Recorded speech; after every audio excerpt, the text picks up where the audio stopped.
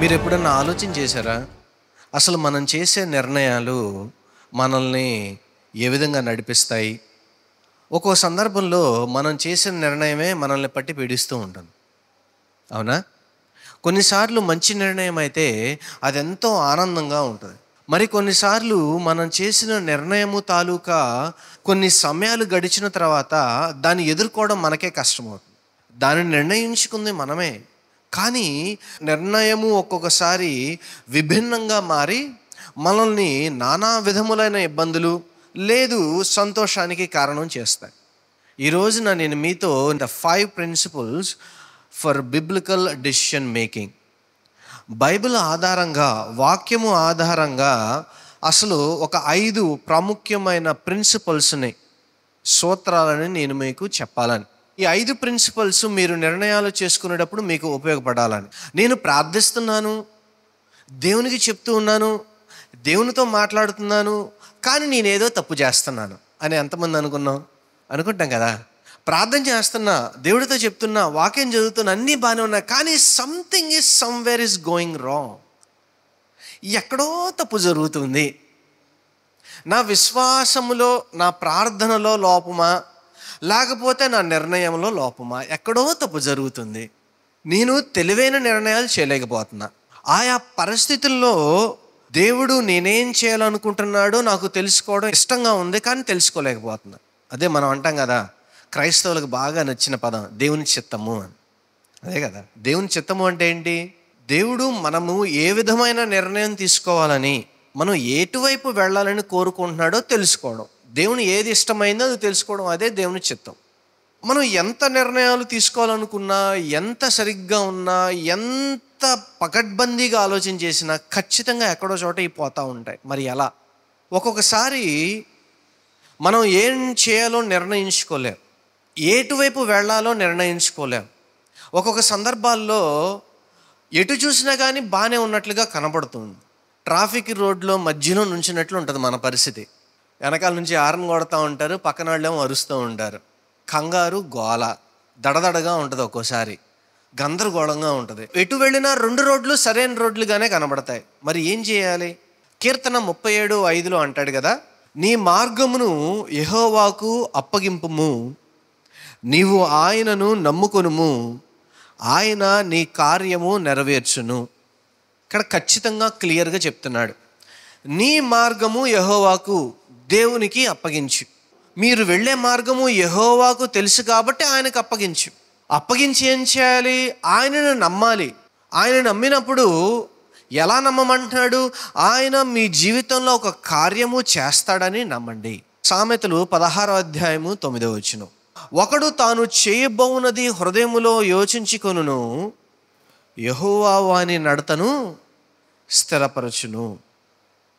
మనం యోచన చేస్తాం, ఆలోచన చేస్తాం, ఈ విధంగా ఉండాలి, ఆ విధంగా ఉండాలి, మన కుటుంబాలు ఇలా ఉండాలి, మనం చేసే నిర్ణయము తాలూకు బాపతి లాభం ఏ విధంగా ఉండాలి, మనం పిల్లలు బాగోవాలి, అన్నీ మనం బాగానే అనుకుంటాం, హృదయంలో యోచించుకుంటాం.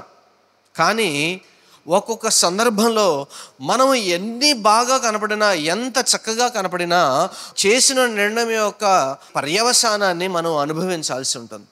గుర్తుపెట్టుకోండి, దేవుని సృష్టిలో నిర్ణయించగలిగిన అవకాశము ఒకే ఒకళ్ళకు ఉంది. అది ఎవరికి?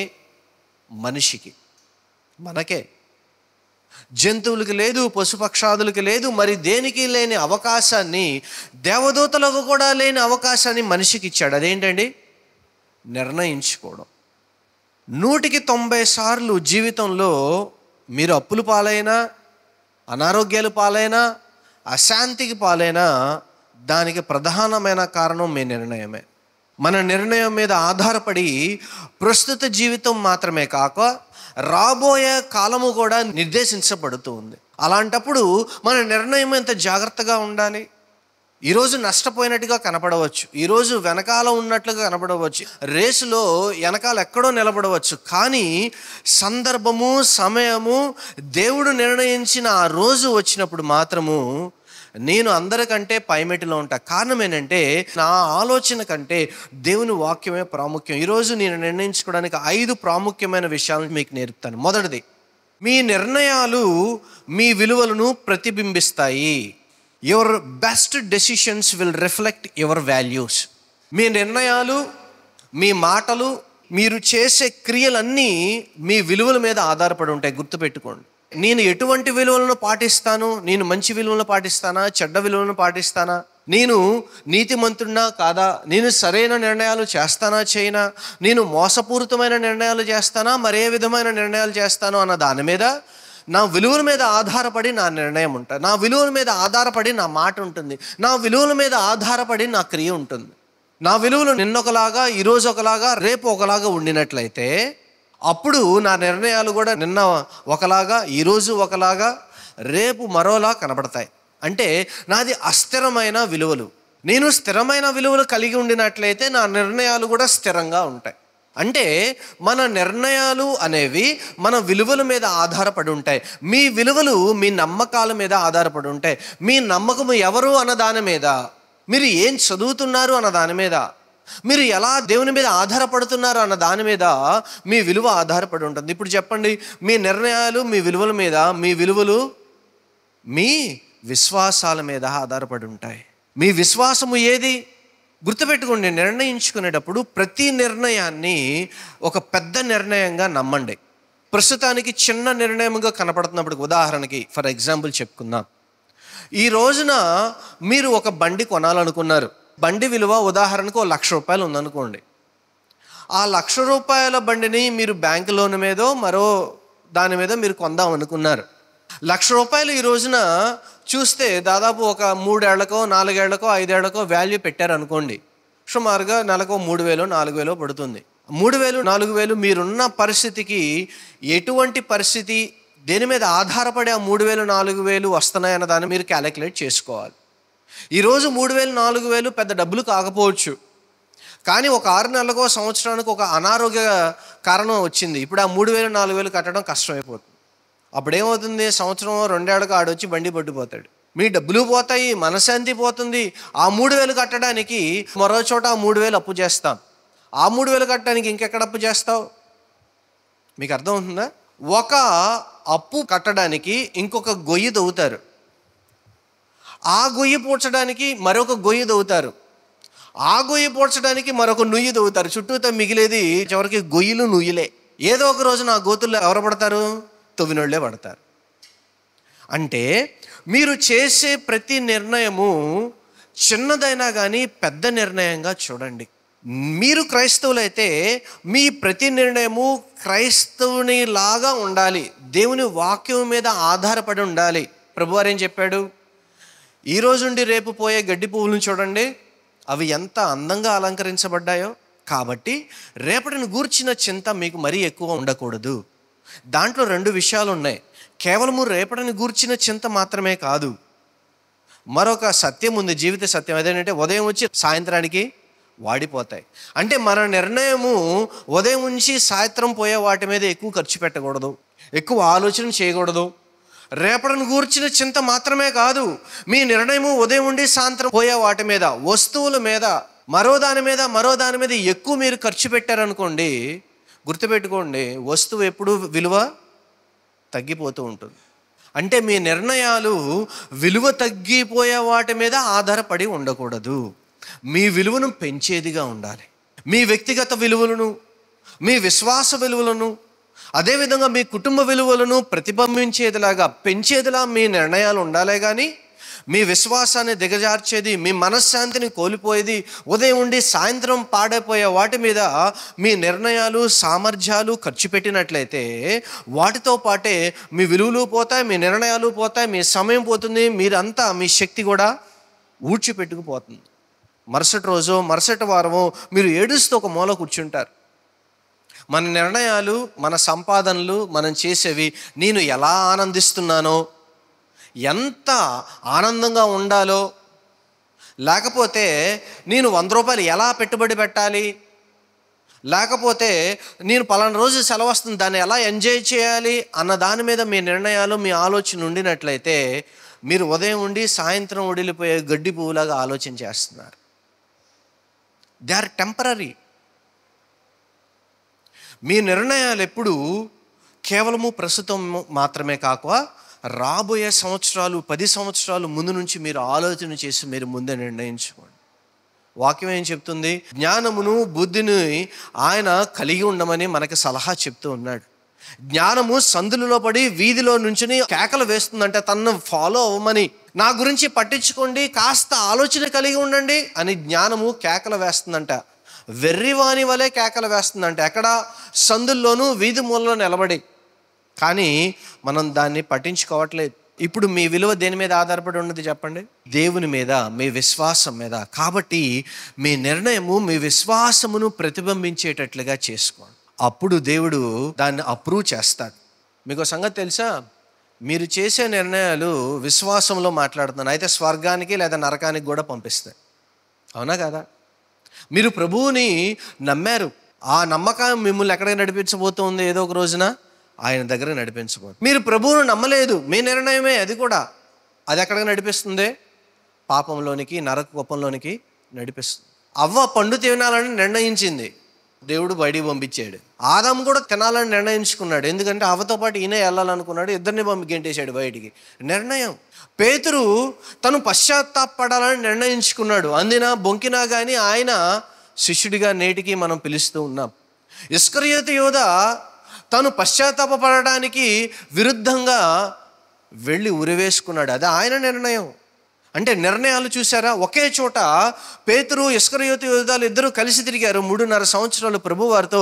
కానీ ఒకరి నిర్ణయమేమో ఆత్మహత్యకి నడిపిస్తే మరొకరి నిర్ణయము అతని శిష్యుడిగా నిలవబెట్టింది. నిర్ణయం మీదే. మీ నిర్ణయాల మీద ఆధారపడి మీరు దేవుణ్ణి గొప్ప చేస్తారు. మీరు దేవుణ్ణి గొప్ప చేసిన ప్రతిసారి మిమ్మల్ని మీరు గొప్ప చేసుకుంటున్నారు. గుర్తుపెట్టుకోండి, మీ నిర్ణయాలు ఎలా ఉంటున్నాయి. రెండవది, గొప్ప నిర్ణయాలన్నీ ప్రార్థనల నుంచి పుడతాయి. మీరు తీసుకునే గొప్ప నిర్ణయాలన్నీ క్రైస్తవులుగా ఎక్కడి నుంచి వస్తాయి తెలుసా? ప్రార్థనల నుంచి వస్తాయి. మీరు ప్రార్థన చేసిన ప్రతిసారి ఒక నిర్ణయం చేసేటప్పుడు ప్రార్థన ఎందుకో దేవుణ్ణి అడుగుతారు. ప్రభువా ఇలా అనుకుంటున్నాను మనసులో ప్రార్థన చేస్తాం. నుంచున్నా కూర్చున్నా ప్రార్థన చేస్తాం. ప్రభువా ఏం చేయమంటావు? ఒక ద్వారం తెరువు నాయనా, ఒక దారి చూపించు నాయనా, ఒక అవకాశం ఇవ్వు నాయనా. ప్రార్థన చేస్తాం కదా. ఎందుకు ప్రార్థన చేస్తామో తెలుసా? అలా ప్రార్థన చేయడం ద్వారా ఏం జరుగుతుందో తెలుసా? You are making your god as a partner in that decision. మీరు మీ దేవుణ్ణి పార్ట్నర్ని చేస్తున్నారు ఆ నిర్ణయంలో. అంటే మనం తీసుకునే నిర్ణయాల్లో ఎవరు పార్ట్నరు, ఎవరు సహభాగస్వామి? ఇక్కడ దేవుడు కూడా అవుతున్నాడు ఆయన. ఎందుకని? మనం ప్రార్థన చేస్తూ ఉన్నాం. మనం ప్రార్థన చేసి చేసి చేసి చేసి ఆ నిర్ణయాన్ని దేవుని సన్నిధిలో అడగడం వల్ల మనము దేవునిని భాగస్వామిగా చేస్తూ ఉన్నాం ఈ నిర్ణయంలో. ప్రభువా ఇలా వెళ్ళమంటావా, అలా చేయమంటావా, పరిశుద్ధాత్మ దేవుడా ఇలా అయితే ఎలా ఉంటుంది అని మనం అడగడం ద్వారా కొన్ని సంవత్సరాలు రోజుల తరబడి అడగడం వలన దేవుడు కూడా మన నిర్ణయంలో పాలి భాగస్థుడు అవుతూ ఉన్నాడు.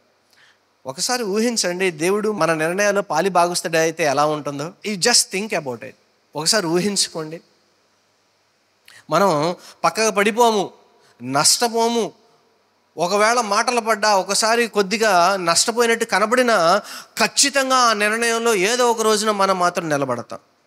ఒక వ్యక్తి ప్రార్థనా వాతావరణంలో జీవించేవాడు ఎలా ఉంటాడంటే, అతను చేసే నిర్ణయం ప్రత్యేకించి విశ్వాసంలో పక్కన వాళ్ళకి పిచ్చిగా కనబడుతుంది. ఏంటి ఇలా ఉన్నాడు, ఇలా చేస్తున్నాడు ఏంటి అని ఆ వ్యక్తి యొక్క ఆలోచన అర్థం కాదు. కానీ గుర్తుపెట్టుకోండి, దేవుడు ఎప్పుడైతే భాగస్వామిగా ఉన్నాడో మీ నిర్ణయంలో, ప్రార్థన వలన దేవుని భాగస్వామిగా చేస్తూ ఉన్నాడో, ఎదుటి వాళ్ళకి అర్థం కానిది నీకు దేవునికి అర్థమైంది. ముందుకు వెళుతూ ఉంటే అప్పుడు క్లారిటీ వస్తూ ఉంటుంది. ఓహో ఇదా. ఒకప్పుడు విచిత్రంగా మాట్లాడిన వాళ్ళు ఇప్పుడు అంటారు, భలే నిర్ణయం చేశాడండి, భలే నిర్ణయం చేసుకున్నారండి. కారణం ఏంటి? ఆ నిర్ణయంలో దేవుడు. గొప్ప నిర్ణయాలన్నీ ప్రార్థనలో నుంచి బయటకు వస్తాయి, రావాలి. మీరు నిర్ణయించుకునే ముందు ఎంతగా ప్రార్థన చేస్తూ ఉన్నారు? కొన్ని జీవితాలను తారుమారు చేసే నిర్ణయాలు అలా వెళ్ళి ఎలా నిర్ణయం తీసుకున్నట్లయితే అవి అంతే తారుమారుగా అయిపోతాయి. గుర్తుపెట్టుకోండి, నిర్ణయించడం కష్టము.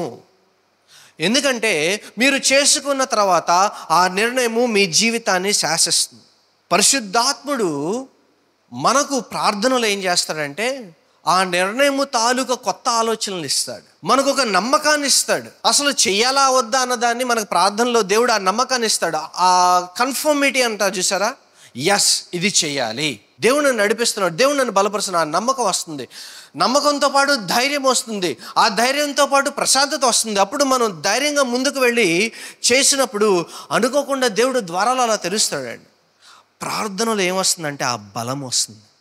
ఆ నిర్ణయము తాలూకా బలం ఏం చేస్తుందంటే మనము మన కంటికి కనిపించిన దానితో ధైర్యంగా ముందుకు వెళుతూ ఉంటాం, అడుగు ముందుకు వేస్తూ ఉంటాం. అది చీకటైనా, ఇరుకైనా, ఇబ్బంది అయినా వెనక అడుగు వేయకుండా yes God is there, God is with me. ఈ నిర్ణయం చేయడానికి ఎంత ప్రార్థన చేశాను, ఈ నిర్ణయం చేయడానికి దేవుడు నాకు ఎంత బలం ఇచ్చాడు, ఖచ్చితంగా దీనిలో దేవుడు ఉన్నాడనే నమ్మకంతో దేవుడు మనల్ని ముందుకు నడిపిస్తాడు. హల్లెలూయా. పరిశుద్ధాత్ముడు ఆ బలాన్ని ఇస్తాడండి నిర్ణయం చేసుకున్నప్పుడు. మీ నిర్ణయంలో ప్రార్థన ఉందా? మీ నిర్ణయంలో దేవుడు సహభాగస్వామిగా ఉన్నాడా? ఉంటే మీరు ఏ భయం పడక్కర్లా. మూడోది, your best decisions heed wisdom from others. మీ ఉత్తమమైన నిర్ణయాల వెనుక ఇతరుల నుండి పొందిన వివేకం కూడా ఉంటుంది. వివేకం, మీరు జ్ఞానం సంపాదిస్తారు కదా, కేవలము మీ నిర్ణయం వెనక మీరు ఒక్కళ్ళే ఉండరు. దేవుడు మీకు స్నేహితులను పంపిస్తాడు. ఇదిగో ఈ నిర్ణయం ఇలా చేస్తే ఎలా ఉంటుంది, అలా అయితే ఎలా ఉంటుంది, ఒక సలహా చెప్తారు. మీ తోటి వాళ్ళు ప్రార్థన చేస్తారు, మీ వెనక మేము ఉన్నాం పదండి అని చెప్పి మనల్ని నడిపిస్తూ ఉంటారు. చూడండి, సామెతలు 11వ అధ్యాయము 14వ వచనం, ఆలోచనకర్తలు అనేక మంది ఉండట మంచిది. ఎవరిని రక్షిస్తుంది చెప్పండి? ఆలోచనల గురించి అడిగేవాడు. ఏమండి పాస్టర్ గారు నేను ఈ విధంగా అనుకుంటున్నాను, ఏమంటారు, మీరు ఏమైనా ఆలోచన చెప్తారా? లేదు సోదరి నేను ఎట్లా అనుకుంటున్నాను, అన్నా నేను ఏ విధంగా అనుకుంటున్నాను, ఏమన్నా ఒక ఆలోచన చెప్తారా? ఆలోచన చేయడం ఏంటంటే అది ఆరోగ్యం, మిమ్మల్ని కాపాడద్ది. కొంతమంది ఉంటారు అన్నీ నాకే తెలిసినట్లు ఒంటెద్దురు పోకళ్ళు పోతారు. అంత అయిపోయిన తర్వాత ఏం చేయాలి అర్థం కావడం లేదండి, మమ్మల్ని కాపాడండి అని వస్తారు. ఎవరన్నా ఉన్నారా?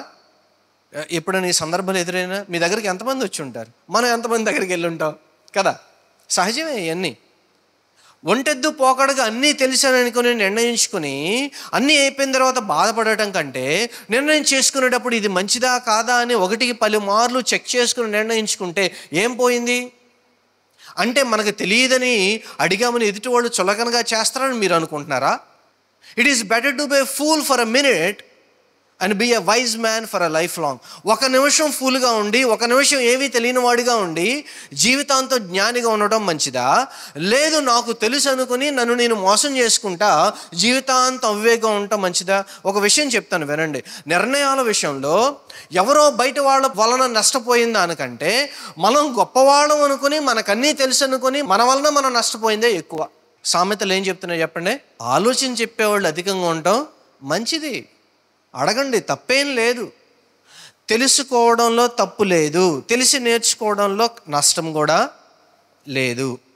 ఇంకో విషయం చెప్తాను, ఎవరిని అడగాలో ఆలోచనలు కూడా తెలియాలి. ఎవరిని పడితే వాళ్ళని అడిగామనుకోండి వాళ్ళు కూడా తప్పులోకి నడిపిస్తారు. గుర్తుపెట్టుకోండి, దైవికంగా ఉన్నాం కాబట్టి దేవుని భక్తిలో ఉన్నవారు, కాస్త జ్ఞానవంతులు, సీనియర్స్గా ఉన్నవారిని అడగడం మంచిది.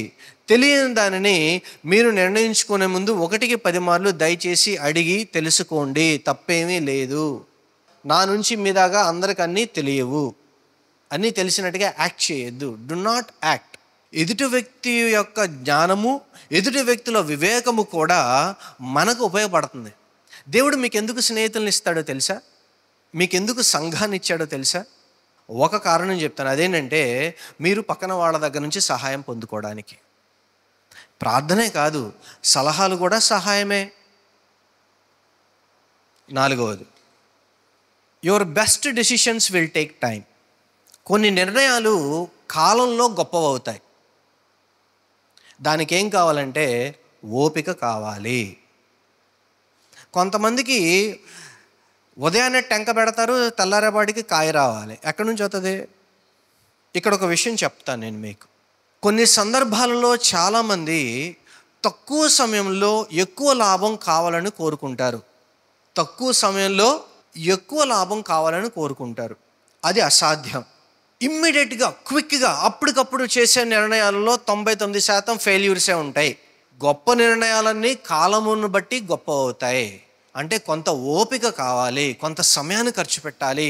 మీ నిర్ణయాన్ని తీసుకొని కష్టపడకుండా కూర్చుంటే ఎట్లా గొప్ప అవుతాయి? నిర్ణయం తీసిన మీరు కష్టపడాలి. మీలో ఎంతమంది గొప్పవాళ్ళని కోరుకుంటున్నారంటే అందరూ చేయొద్దు. కానీ గొప్పగా అవ్వాలని కోరుకునే వాళ్ళు అంత గొప్పగా కష్టపడుతున్నారా? అది పెద్ద ప్రశ్న. నిర్ణయం మంచిదే, నేను గొప్పవాడిని కావాలి. ఈ గొప్పవాడిని కావాలంటే పలానా దారికి చేరాలంటే, లేదా పలానా దరికి చేరాలంటే, పలానా గొప్ప కావాలి అంటే నువ్వేం కష్టపడుతున్నావు? ఎటువంటి సాక్రిఫైసెస్ చేసావు? ఎన్ని రోజులు ఆ నిర్ణయాన్ని తీసుకున్న నిర్ణయాన్ని ఎంత బాగా నువ్వు చేస్తా ఉన్నావు? ఉదాహరణకి ఆరోగ్యంగా ఉండాలి, జిమ్కి వెళ్ళాలి, బాగుంది. జిమ్కి వెళ్ళావు, రోజు వెళ్తావు కాబట్టి ఆరోగ్యం వస్తుంది. పొట్ట తగ్గాలి, నేను తింటా ఉంటాను కానీ ఎటువంటి ఎక్సర్సైజులు చేయను, పొట్ట తగ్గిద్దా? ఏమంటే ఎడ తగ్గిద్ది? తినంగానే నిద్రపోతే పొట్ట వస్తుంది. తినంగానే నిద్రపోకూడదు ప్రతిరోజు అనుకుంటారు కానీ కుదరదు. ఎలా తగ్గిద్ది? ఉదాహరణకి చెప్తున్నా నేను. కొన్ని నిర్ణయాలు కాలంలో గొప్పవవుతాయి. నిర్ణయాలు ప్రతిసారి చేసిన రోజున గొప్పవి కావు. మనం గొప్పవాళ్ళం కాలేము. కష్టపడాలి. తీసుకున్న నిర్ణయాన్ని, ఆ నిర్ణయానికి తగ్గ విలువను మనం పాటించాలి. దాని మీద మనం ప్రార్థన చేయాలి, మనం కష్టపడాలి, దాని మీద స్థిరంగా ఉండాలి, కాస్త ఓపిక చూపించాలి. దేవుణ్ణి వెంబడించాలి, నిర్ణయం తీసుకున్నాం. నీతిగా ఉండాలి, నిర్ణయం తీసుకున్నాం. అబద్ధం ఆడకూడదు, నిర్ణయం తీసుకున్నాం. వీటన్నిటిలో మీరు స్థిరంగా ఉండినట్లయితే దాని యొక్క విలువ దేవుడు మీకు చూపిస్తాడు. కొంతమందికి నిర్ణయం తీసుకున్న నిర్ణయం మీద ఎంతమంది నిలబడుతున్నాం చెప్పండి? భక్తి విషయంలో నిర్ణయం ఎంతమంది నిలబడగలుగుతున్నారు? నీతిగా ఉండాలి, ఎంతమంది నిలబడుతున్నాము? గుర్తుపెట్టుకోండి, మీ నిర్ణయము మీ విలువను పెంచుతుంది. కేవలము సొసైటీలో మాత్రమే కాదు, కుటుంబంలో మాత్రమే కాదు, మీరు నమ్మిన ఈ దేవుని దగ్గర కూడా మీ విలువను పెంచేది మీ నిర్ణయమే. 100% మంది క్రైస్తవులు ఈ రోజున నిర్ణయించుకోవడం చేత కావట్లేదు, నిర్ణయించిన దాన్ని నిలబడటం చేత కావట్లేదు. అత్యంత దయనీయమైన పరిస్థితిలో క్రైస్తవులు ఉన్నారు అంటే మీరు నమ్మండి. 5వది, మీ నిర్ణయాలకు ఆధారము అన్ని మార్లు, ప్రతి మారు దేవుని వాక్యమై ఉండాలి. మీరు ఏ నిర్ణయించండి, మీ జీవితంలో కానీ, మీ కుటుంబ జీవితంలో కానీ, మీ పిల్లల జీవితంలో కానీ, మీ వ్యక్తిగత జీవితంలోనే కానీ, మీ ఫైనాన్షియల్ ఇష్యూస్లో కానీ, మీరు ఏ నిర్ణయించండి, మీరు దేవుని వాక్యాన్ని ఆధారం చేసుకో. పిల్లల విషయానికి వద్దాం. మీ పిల్లల్ని మీరు కోపం రేపవద్దు, వాళ్ళని జాగ్రత్తగా ఉంచండి. ఇప్పుడు ఏం చేయాలి? మీరు దానికి తగ్గట్టుగా నిర్ణయం చేయాలి.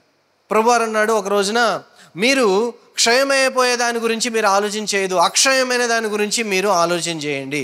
క్షయం అంటే పాడైపోయేది. ఈరోజు ఉండి రేపు పోయే దాని గురించి, ఇందాక అదే కదా నేను జ్ఞాపకం చేశాను. ఉదయం ఉండి సాయంత్రం వాడిపోయే గడ్డి పువ్వు గురించి ఎందుకే అంత ఆలోచన?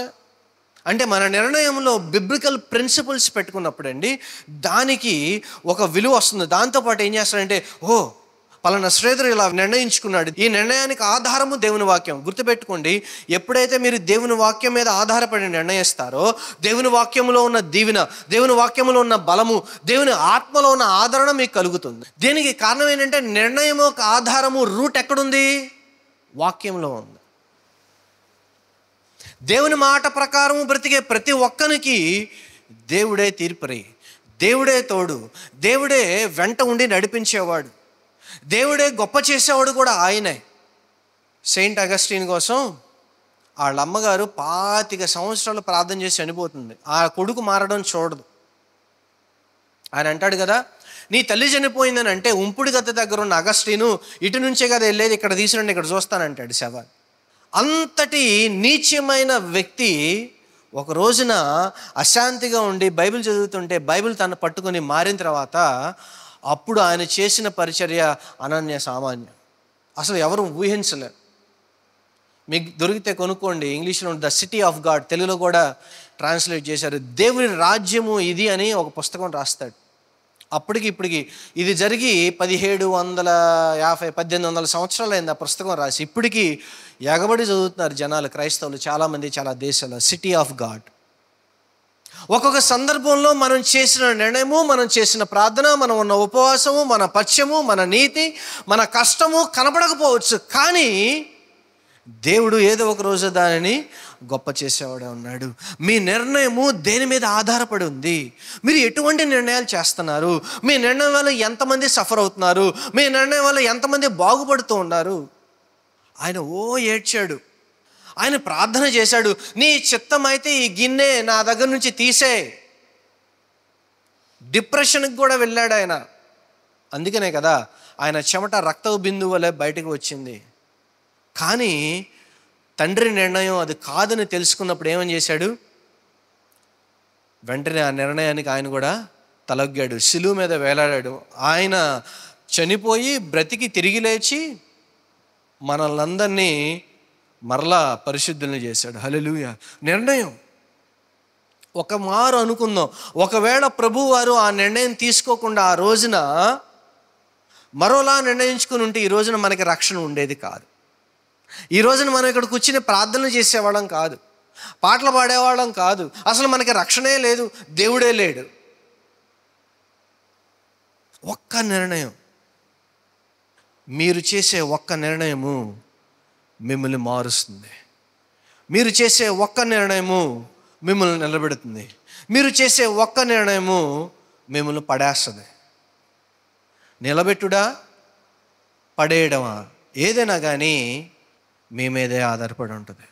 నేను మీకు ప్రత్యేకించి ఏ విధంగా క్రైస్తవుడిగా బ్రతకడం ఏ విధంగా నేర్పాలని కోరుకుంటున్నాను. Decisions are most important in your lifes. విశ్వాసులుగా మీరు చేసే నిర్ణయము కేవలం మీ కుటుంబాన్ని మాత్రమే కాక, మిమ్మల్ని మాత్రమే కాక, మీరు కలిగి ఉన్న దేవుణ్ణి కూడా రిప్రజెంట్ చేస్తూ ఉంది. కాబట్టి మీ నిర్ణయాలను జాగ్రత్తగా చేయండి, దేవుని మీద ఆధారపడి చేయండి, ప్రార్థనాపూర్వకంగా చేయండి, ఉపవాసాలు ఉండండి. మీరు చేసే నిర్ణయాలు ఇప్పుడుండి సాయంత్రం పాడైపోయేవి కాకుండా ఎల్లప్పటికీ నిలబడే నిర్ణయాలు చేయండి. 10 సంవత్సరాల తర్వాత కూడా నేడు చేసే నిర్ణయం యొక్క విలువను మీరు ఆస్వాదించేటట్లుగా, దాని యొక్క లాభమును మీరు ఆస్వాదించేటట్లుగా, ప్రశాంతతను మీరు ఆస్వాదించేటట్లుగా మీరు నిర్ణయాలు చేయండి. మరలా చెప్తున్నాను, మీ నిర్ణయము మిమ్మల్ని చూపిస్తుంది, మీ విలువల్ని చూపిస్తుంది, మీ భక్తిని చూపిస్తుంది, మీ దేవుణ్ణి చూపిస్తుంది. ఇటువంటి నిర్ణయాలు చేస్తూ